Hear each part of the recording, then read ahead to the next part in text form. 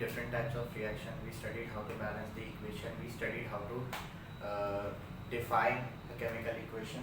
अब हम पढ़ेंगे केमिकल रिएक्शंस जो है, जो physical change chemical change create करते हैं, केमिकल रिएक्शंस का रेट क्या रहता है और फैक्टर्स क्या रहते हैं जो आपकी केमिकल रिएक्शन के रेट को अफेक्ट करते हैं.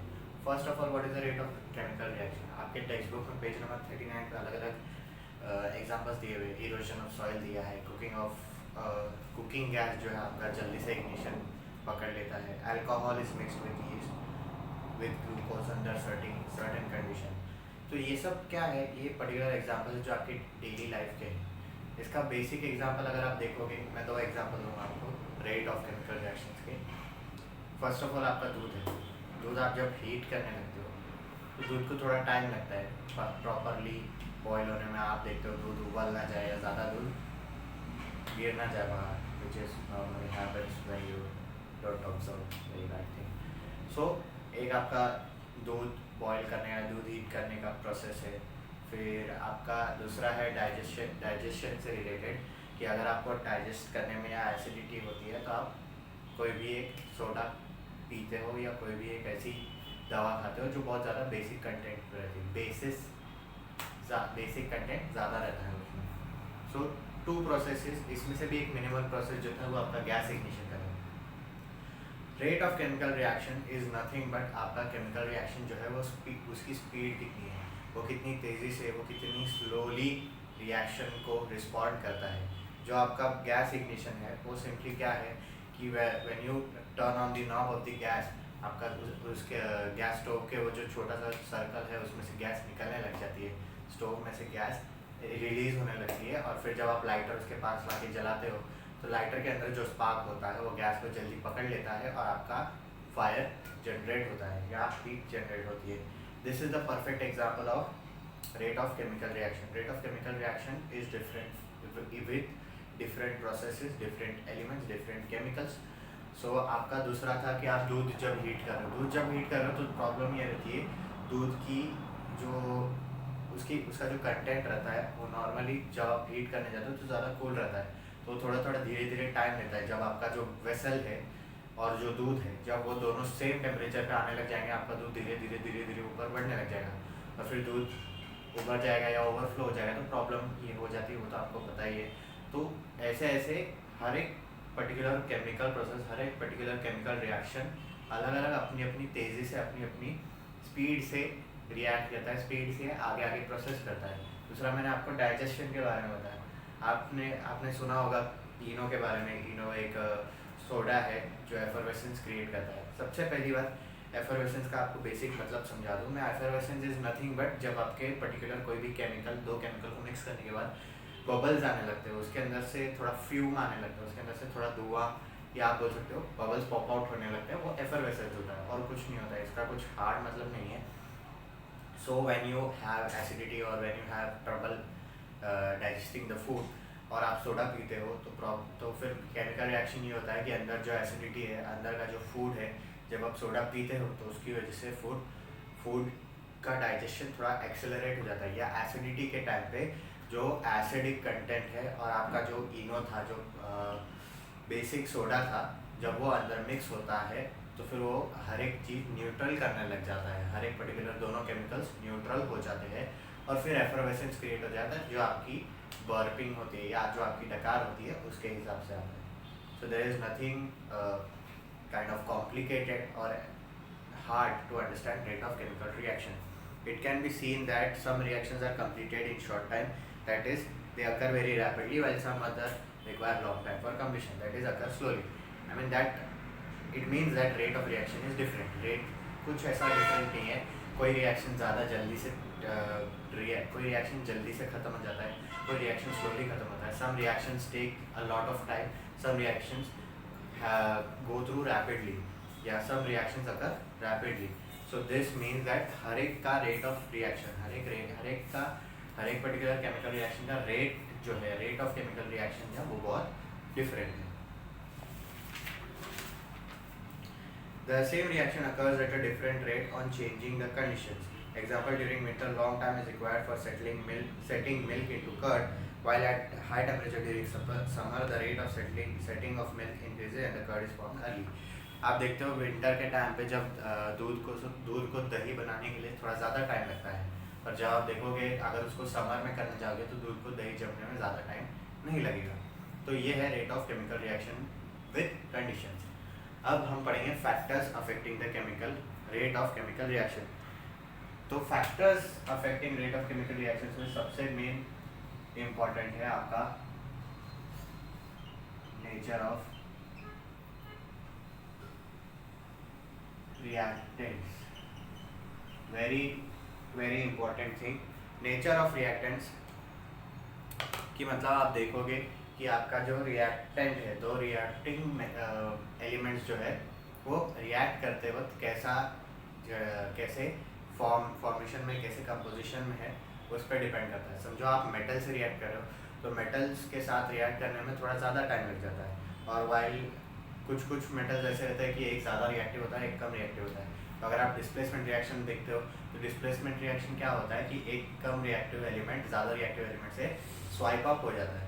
सो that is the nature of the reactant. Nature of the reactant is, अगर आप समझो कि आप कोई हार्ड एलिमेंट ले रहे हो, कोई स्ट्रॉन्ग एलिमेंट ले रहे हो जिसकी बॉन्डिंग तोड़ना आसान नहीं है, तो फिर केमिकल रिएक्शन बहुत टाइम लेगा. क्यों?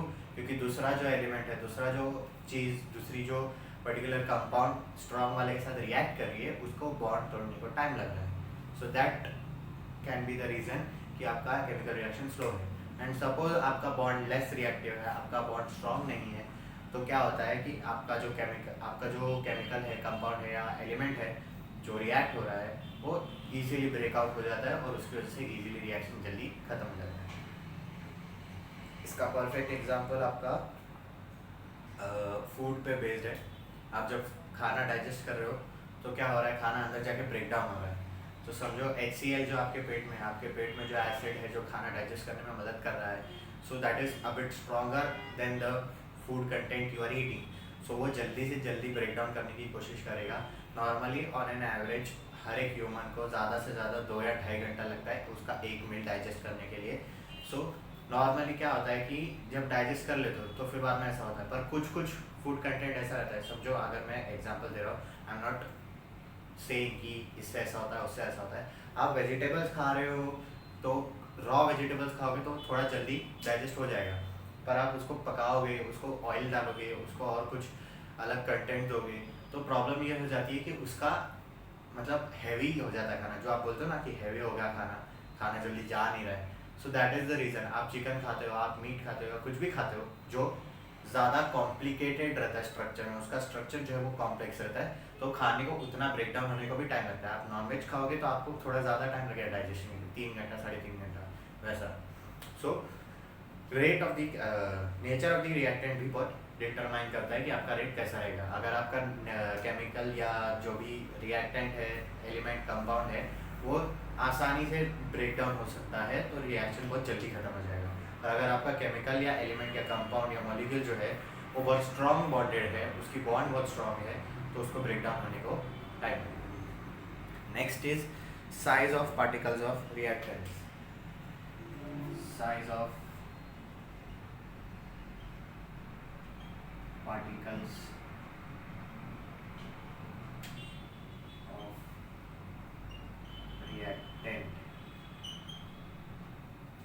Size of particle of reactants में आपको एक एक्टिविटी दी हुई है जिसमें आपको शाहबाद टाइल दिया है, power of Shahabad tile, powder of Shahabad tile and HCl etcetera. इसका मैं आपको परफेक्ट एग्जांपल बताता हूँ कि Shahabad tile is nothing but जो आपकी घर में टाइल्स लगती है, जो ज़मीन पे लगती हैं वो. सो आपको बोला है कि एक छोटा सा स्लैब लो टाइल का, then you have to take the powder form of tile, कि आप उसको चूरा करके एक रखो और एक साइड पे स्लैब रखो. और फिर क्या करो, आप उसमें वो दोनों साइड्स मार्बल्स के शेप्स पे, एक पाउडर वाले पे और एक स्लैब वाले पे HCl डालो. Basically what they are trying to do is, एक नॉर्मल से एलिमेंट, एक नॉर्मल से कंपाउंड पे आप जब एसिड डाल रहे हो तो रिएक्शंस कैसे हो रहे हैं. आप जब पाउडर वाले पे एसिड डालोगे तो जल्दी से जल्दी रिएक्ट होएगा और जो भी आपको प्रेसिपिटेट या प्रोडक्ट चाहिए वो मिल जाएगा. और जब आप स्लैब वाले पे डालोगे, जब आप पूरे एक स्क्वायर वाले शाहबाद टाइप पे डालोगे एसिड, तो प्रॉब्लम ये होगा, उसको पिघलने में या उसको प्रेसिपिटेट या प्रोडक्ट फॉर्म में आने के लिए टाइम लग जाएगा. That is the basic definition of size of reactants. आपका रिएक्टेंट जितना बड़ा रहेगा, आपका रिएक्टेंट जितना यूज रहेगा, जितना ग्रेटर रहेगा साइज में, उतना उसको टाइम लगेगा रिएक्शन करने में. इसका परफेक्ट एग्जांपल आप खाना ही बनाना ले लो कि आप अगर इतना सा खाना बनाने का है तो इतना खाना बनने को ज़्यादा टाइम नहीं लगेगा. पर आप ज़्यादा खाना बनाओगे तो उसके लिए आपको ज़्यादा प्रोसेस लगेगी, ज़्यादा बड़ा अपैरेटस लगेगा, ज़्यादा टाइम लगेगा उसको मिक्स होने में, उसको रिएक्ट होने में, उसको हीट अप होने में, उसको कोल्ड होने में. तो ये बेसिक डेफिनेशन है कि साइज ऑफ रिएक्टेंट्स मैटर्स. कि आपका जो रिएक्टेंट है वो जितना बड़ा रहेगा उतना उसको थोड़ा ज़्यादा टाइम लगेगा, और जितना कम रहेगा उतना उसको कम टाइम लगेगा. The above observation indicates that rate of reaction depends upon the particles of reactants taking part in reaction. Smaller the size of the particles, higher is the rate of reaction. कि अगर आपका जितना छोटा से छोटा particle रहेगा उतना जल्दी से जल्दी रिएक्शन खत्म हो सकता है, और जितना ज़्यादा से ज़्यादा बड़ा रहेगा उतना रिएक्शन स्लो होएगा. Next is your concentration of reactants.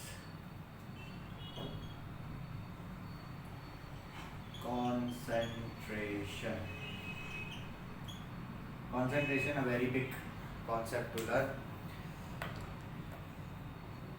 कि आप अगर एसिड और बेस को रिएक्ट करो, जैसे मैंने अभी बोला आपको वो जो शाबाट टाइल वाला एग्जांपल था, तो उसमें अगर मैं कॉन्सेंट्रेटेड एसिड लूँगा, सपोज सिर्फ एक स्लैब टाइल की बात कर रहे हैं अभी हम, ये आपका स्लैब टाइल है जो भी आपका शाबाट टाइल, तो इस पे जब कॉन्सेंट्रेटेड एसिड और डाइल्यूट एसिड, इन दोनों में से जब इसको ऊपर पोर आउट करेंगे, इसको एक्सपोज करेंगे एसिड पे, तो कौन सा जल्दी खत्म होगा? नेचुरली और बेसिक कॉमन सेंस के हिसाब से कॉन्सेंट्रेटेड एसिड जल्दी से जल्दी मार्बल को पिघला देगा डाइल्यूट एसिड के मुकाबले. Why? Because concentrated acid has more acidic content, more strong bond, more power to melt और more power to dissolve the marble. कि आपका जो कॉन्सेंट्रेटेड एसिड है वो ज़्यादा पावरफुल है और डाइल्यूट एसिड है वो कम पावरफुल है. इसका परफेक्ट एग्जांपल है जो आपके घर में दाल बनती है, तो दाल जब कॉन्सेंट्रेटेड रहेगी उसके बराबर अमाउंट में मसाला रहेगा तो आपकी दाल अच्छी टेस्ट करेगी.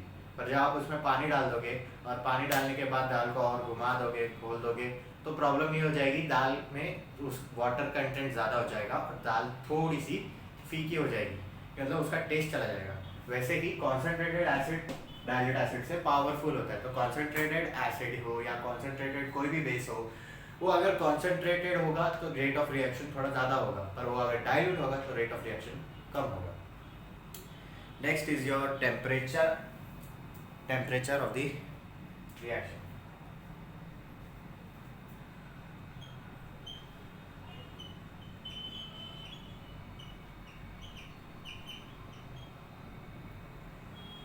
What is temperature of the reaction? While studying decomposition reactions, you have carried out decomposition of stone. In this activity, the lime water does not turn milky before heating the lime because of the zero rate of reaction. From it is learned that rate of reaction increases on increasing the temperature. Nothing but some basic logic. अगर मैं आपको बोलूँ कि एक bowl of water steam में convert होगा, तो definitely assume करो कि अगर आप जब समझो एक बॉल ऑफ वाटर विंडो के बाहर रखते हो तो उसको मैक्स टू मैक्स थोड़ा 1 या 2 दिन लगेगा या 1 या 1.5 दिन लगेगा उसको पूरा इवेपोरेट होने में. अगर आप कोई भी एनिमल या कोई भी बर्ड जो है अगर वो पानी नहीं पीती है तो उसको मैक्स टू मैक्स 1 या 1.5 दिन लगेगा पूरे वाटर को डिजॉल्व होने में या इवेपोरेट होने में, सॉरी.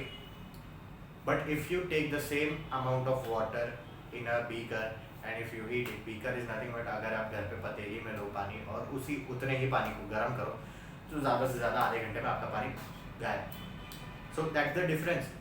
क्यों होता है? बिकॉज बीकर हीटअप हो गया, बीकर का टेम्परेचर बढ़ गया, बीकर के टेम्परेचर बढ़ने की वजह से वाटर का टेम्परेचर बढ़ गया. तो temperature plays an important role in the reaction. जैसे जैसे आप टेम्परेचर बढ़ाओगे वैसे वैसे रिएक्शन का रेट भी बढ़ेगा. Next is catalyst. Catalyst is basically कि जो पर्टिकुलर केमिकल या फिर compound which fastens which increases the speed of reaction. Example, interesting example. Suppose करो दो दोस्त लोग लड़ रहे हैं, एक लड़का लड़ रहा है, मतलब दो लड़के लड़ रहे हैं, और फिर बाद में बीच में मैं आ जाता हूँ और बोलता हूँ अहिला तेरे को इसने ये बोला, अहिला तेरे को इसने वो बोला. So I am playing a catalyst. क्यों? क्योंकि मैं उन दोनों का झगड़ा तब तक सिर्फ बात पे चल रहा था, और जैसे ही मैं आ गया और मैं दोनों को भड़काने लग गया, तो उससे क्या हो गया, दोनों हाथापाई पे आ गए. That's a particular perfect example for catalyst. कि if two elements, if two molecules, if two compounds are reacting with each other and you present and you expose it to a catalyst, it can happen that catalyst उस reaction में act नहीं करेगा, उस reaction में participate नहीं करेगा, पर जो दो reactants थे वो फटाफट react करके product दे देंगे. मैं उस झगड़े में participate नहीं करूँगा, पर वो लोग दोनों मारदार करके result पता चल जाएगा कि कौन ज़्यादा ताकतवर है, कौन ज़्यादा नहीं. इसका perfect example आपको टेक्स्ट बुक में दिया है कि 2 KClO3 in presence of heat gives you 2 KCl plus 3O2. कि मतलब आपका पोटेशियम क्रोमेट जो है, K stands for potassium, Cl stands for chlorine. आपका जो पोटेशियम क्रोमेट है, जब उसको हीट बराबर की हीट मिलेगी as a catalyst, then it can form potassium chloride and a few oxygen molecules. The substance in whose presence the rate of chemical reaction changes without causing any chemical change to it is called a catalyst. कि मतलब अगर आपका कोई भी particular element है, कोई भी particular compound है, कोई भी पर्टिकुलर कंडीशन है, अगर वो उस पर्टिकुलर रेट केमिकल रिएक्शन का रेट बदलता है, पर उसका खुद का फॉर्म, उसका खुद का केमिकल चेंज नहीं होता, that is a catalyst. Perfect example photosynthesis. आपका जो प्लांट है वो ऑक्सीजन एक्सहेल करता है, कार्बन डाइऑक्साइड इनहेल करता है. तो अगर उसको प्रॉपर सनलाइट मिलती है, उसको प्रॉपर वाटर मिलता है, तो वो ये चीज़ें जल्दी से जल्दी कर सकता है, ये चीज़ें एफिशिएंटली कर सकता है. पर उसको पानी या सनलाइट नहीं मिलेगा तो ये करने में उसको बहुत तकलीफ होगी. तकलीफ नहीं बोल सकते, आई डोंट नो, उसको करने को टाइम लग जाएगा.